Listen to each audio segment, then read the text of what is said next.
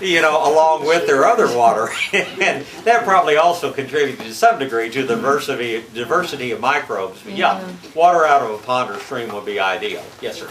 Okay, Bob, I have a rainwater collection system. Can I use the waste in my roof washers as the water for brewing the compost tea? I would say yes. Last year it might have been an issue because your roof collects so much toxic material when it goes for a long time between rains. This year we're getting rains often enough that your roof's pretty clean. There is some concern as far as human consumption on a metal roof, whether you're picking up lead and cadmium and things like that, but that's not going to bother your microbes. Your microbes, as a matter of fact, it's one of the ways you disinfect things that are contaminated with lead and other things. There's a microbe out there that will eat or decompose every known substance out there, in fact even some radioactive waste, with the exception of one kind of herbicide, the picloram that we talk about. So yeah, that water should be just fine. Yes, sir. You could use condensate from your air conditioner. Condensate would be just fine. Absolutely. Yes. How about filtered water? Second. Our water is, we live out in Devine, and I don't know what's in our water, but we get these reports that says cancer causing this and cancer causing this, and so we have microbes don't get cancer. We have this machine that makes what do you call it? RO water, reverse osmosis water. No, it's purified water. Okay. So we can, but it takes everything out, boils it, and so we just use that. And that, if that's what the other question was, that's fine. Okay. That's fine. But your regular water is probably fine too. Okay. Yes. So that means that when you water your plants with water out of the hose, then that's not good. It's got chlorine in it, right? Well, it is so dilute that there's not enough in there to really hurt your plants. Oh. But there's enough to hurt some of the microbes. Okay. But now, is it just devastating the microbes? If you are starting out, when you first put it in there, it could affect a significant number of microbes. But then the question comes up, if I'm going to put it in the sprayer on the end of my hose, I'm using chlorinated water to go spray this out. Well, you got so many microbes in it at that point that the chlorine in the water kills 20% of them. Now you've only got 80,000, per drop or whatever instead of 100,000. So using a little chlorinated water to spray your compost tea, it'd be better if you had rainwater, but it's not going to totally nullify the effects. Spraying it out. So if you're not putting compost tea and you're just watering your plants, that's still okay? That is just fine, as long as you don't have a water softener. Now if you have a water softener, you've bumped up the chlorine level to the point it will be harmful to your plants. But no, if you're just watering your plants with city water, and people come in and they say, oh gosh, I don't want to use my city water because that'd be bad for the plants. They're getting this plant out of the greenhouse over there where it's been sitting there for 2 weeks getting watered with city water ever since it got here. So no, it's not going to affect it that much. Yeah, I collect my rainwater, but sometimes when it goes through the gutter system, there's leaves in there, and it picks up, makes it leachy basically. Because it comes out kind of a brownish color. You probably getting more good stuff in there when you do that. But what I was going to ask you is, would that turn anaerobic if you let it sit in your 55-gallon drum? And that's a real good question.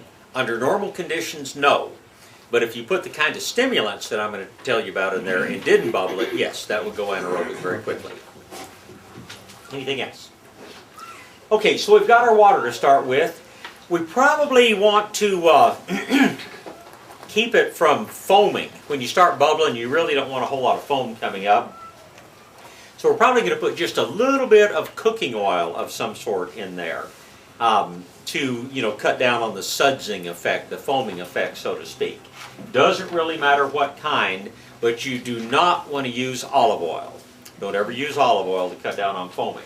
The reason is, olive oil, one of the benefits of olive oil is that it is antimicrobial. Olive oil kills bacteria. So we're not going to put that in our compost tea, as something to keep it from foaming up too much. Also, when we talk about stimulants, the one thing we never want to put in compost tea is honey. If you ever notice, honey is a miraculous material. You can leave it sitting out for days, and you notice it never grows any mold. You put out a little sugar water or something like that, it's going to be covered with black mold, very, very quickly. Honey is also naturally antimicrobial. So, just the bottom line, in making compost tea, we don't ever want to use anything that is antimicrobial. And that basically means no honey and no olive oil. Beyond that, I can't think of a whole lot that's really going to cause any problems. Now I'm going to back up just a second and talk a little bit about making your homemade tea brewer, and then you'll understand what we're going to do a little bit better. This is about $20 worth of stuff that I went and picked up yesterday, and the main thing that your brewer does, the main thing this bucket does, is it gives you an opportunity to oxygenate things. You bubble a lot of air through it. So what I've got here is I've got a little air pump from the aquarium store. Pitworks in this case, really nice people. This is my air pump right here. Now I have divided the air line right here so that in this case I've got 2 little air stones that are going to bubble like mad. In our big brewer over there, we have the same sort of thing, but we have a big diaphragm on the bottom that produces lots of bubbles, and then we have a little thing that comes down the top that also produces a lot of bubbles.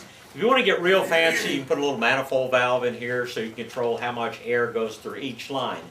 But it's important that you have 2 different things that are going to produce lots of bubbles, because one thing that in making your compost tea, we're going to use the compost as the substrate, so to speak, that we get all the bacteria and fungi and microarthropods and protozoans and things out of. But we don't necessarily want to leave the compost in here. For one thing, it would clog up your sprayer real badly. And number 2, after you've broken most of the microbes free, it just doesn't serve any purpose to have the compost sitting there. This is a paint strainer's bag that you'll get at anywhere sells paint. I think this is about 45 cents or something like that. And if you're doing this at home, you simply get a paint strainer's bag. You could probably use old pantyhose or something like that, but that's fine enough. It might keep some of the fungi especially from going through.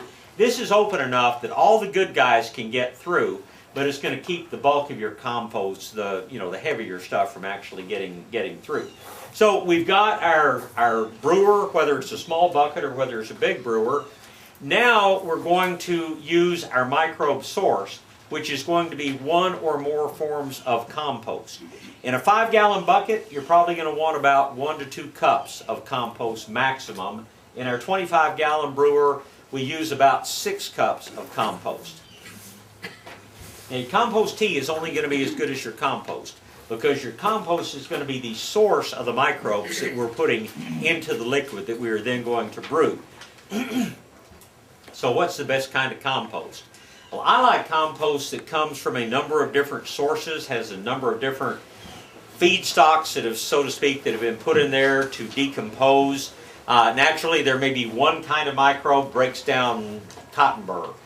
Maybe a different kind of microbe that breaks down horse manure. Maybe a different kind of microbe that breaks down alfalfa. Maybe a different kind of microbe that breaks down mushrooms or something like that. If you have a single source compost, like cotton burr compost, you've basically got one substrate in there and you've got one group of microbes that break that down. When you use a better form of compost that has been made from a lot of different things, you're going to get a whole lot greater diversity in microbes. Does that make sense? We use the ladybug compost. John, that makes this revitalizer right here, is what underneath your feet right there. He uses a blend of stuff that's bacterially produced, it's fungally produced, that probably has 30 different feedstocks in making the compost. If you're using compost in a bag, that's the best compost I think you could possibly use. Now, we will frequently add to that. We may bring a little bit of compost out of the bottom of my compost pile at home or Roberta's compost pile at home. We sometimes take other composts like worm compost, the black worm castings, and we put that in our compost tea this week for the first time because we just found a really, really excellent source of worm castings that we're experimenting with. So you can mix up a bunch of different kinds of compost in making your compost tea. And quite frankly, the more different kinds of good compost you have in there, the greater the diversity of life is going to be in your compost tea. Yes, sir. Makes when your compost tea is dry, you don't have it now, but does that affect the amount of organisms you get out of it? Yes.